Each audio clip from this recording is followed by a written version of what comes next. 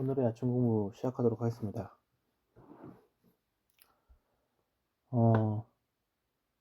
두 가지 뉴스를 가져왔고요. 블룸버그의 뉴스 두 가지를 가져왔습니다. 그래서 첫 번째는 AI 인프라 투자 부문은 아직 끝나지 않았다. 그리고 메모리 반도체의 위상이 현재 바뀌고 있다. 다만 AI 투자 비용이 너무 커지고 있다. 그리고 시장 최대 변수는 금리. 마지막으로 주식시장은 조정이 와도 로테이션 형태의 가능성이, 순환매의 형태의 가능성이 있다. 첫 번째, AI 인프라 투자 부분은 아직 끝나지 않았다는 내용은 AI 관련 투자는 단순한 소프트웨어가 아니라 대규모 인프라 구축 단계에 진입했고, 데이터 센터 건설, 전력망 증설, 메모리 반도체 증설, 네트워크 장비 투자 등이 동시에 이루어지고 있다. All hands on deck 이라는 표현을 쓰면서 동시에 이루어지고 있다는 표현을 쓰고 있으면서요. 전력 에너지, 반도체, 데이터 센터 전반이 모두 수혜를 받고 있다고 평가하고 있습니다. 메모리 반도체의 위상이 바뀌고 있다는 내용은 과거의 메모리 산업은 스마트폰, PC 수요에 따라서 움직이는 경기 민감 산업이었죠. 하지만 현재는 HBM, AI 서버용 메모리 등 중심으로 개편되면서 단순 원자재형 반도체에서 AI 인프라 핵심 부품으로 변하고 있다는 논의가 나옵니다. 이는 한국 기업이 SK하이닉스나 삼성일렉트로닉의 매우 중요한 변화입니다. 세 번째, AI 투자 비용이 너무 커지고 있다는 내용은 문제는 AI 투자 규모가 너무 크다는 거죠. 빅테크 기업들은 데이터 센터 구축, AI 칩 구매, 전력 확보를 위해서 엄청난 자금을 사용하고 있고, 일부 기업들은 회사채를 발행하거나 주식 발행, 외부 자본 조달 등을 통해서 진행을 하고 있습니다. 이는 AI는 성장하고 있지만 현금 흐름 부담이 커지고 있다는 의미이기도 합니다. 진짜 큰 문제는 AI가 아니라 금리입니다. 주요 우려사항은 CPI 상승, 인플레이션 재가속, 연준의 추가 긴축, 시장에서는 CPI가 4% 넘을 경우에 금리 인상 가능성이 다시 커질 수 있다고 경고합니다. 주식시장은 조정이 와도 순환 형태의 가능성, 일부 전문가들은 소비 심리 악화, 기업 심리 둔화, 높은 밸류에이션 등을 우려합니다. 하지만 S&P 전체가 무너지는 방식보다는 AI나 반도체에서 금융, 에너지, 산업재로 자금이 이동하는 순환 장세의 가능성이 더 높다고 평가하는 의견도 있습니다. 투자적인 관점에서 정리를 하면 첫 번째, AI 슈퍼사이클은 여전히 진행 중이다. 두 번째, 반도체보다 전력, 데이터, 인프라가 더 긴 수혜를 받을 가능성이 존재한다.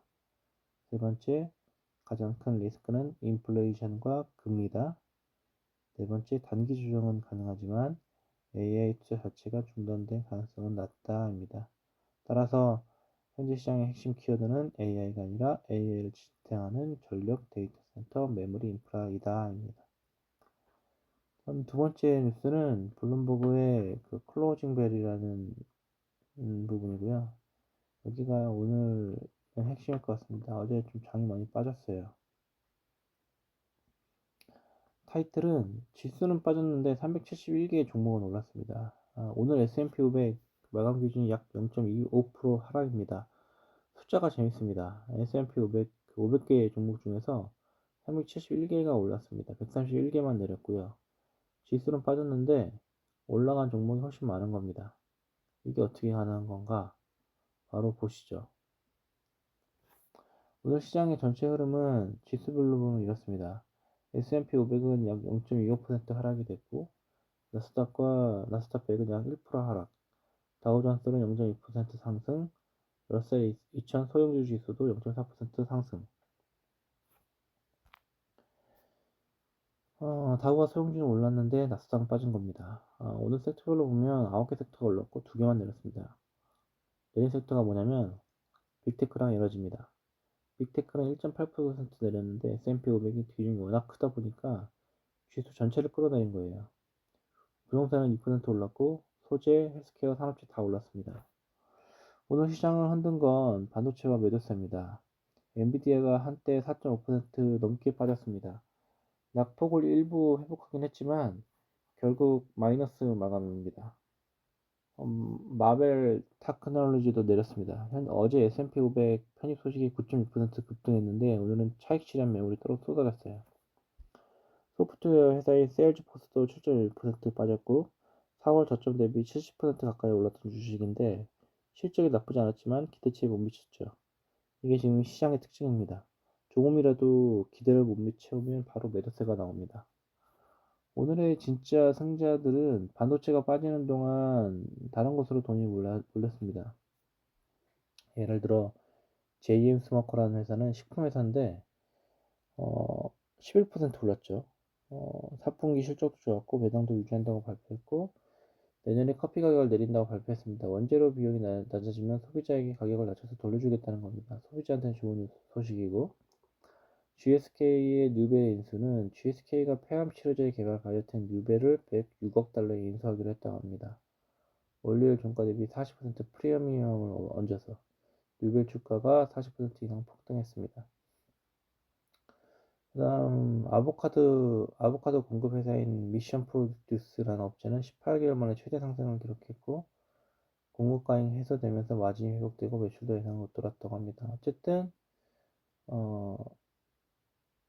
반도체 이외에서 이런 기업들이 어제 좀 많이 올랐다. 핵심 문제는 이겁니다. 유가와 채권금리. 유가가 3% 내렸고 WTI와 브렌트유 모두 하락했습니다. 브렌트유는 92달러 아래로 내려왔습니다.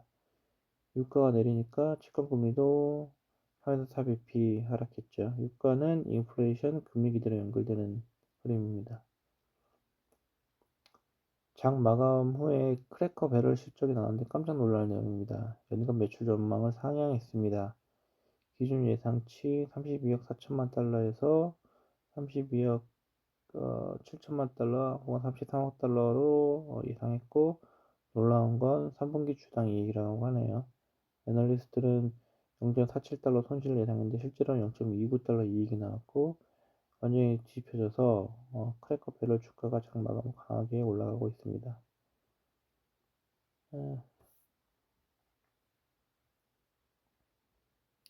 핵심은 이겁니다. 지수는 내렸지만 371개 종목이 올랐고 반도체 매도세가 지수를 끌어내렸습니다. 엔비디아 마블, 세일즈포스, 포인트 약세, 소비지 헬스케어 부동산이 강세했습니다. 돈이 돌고 있습니다.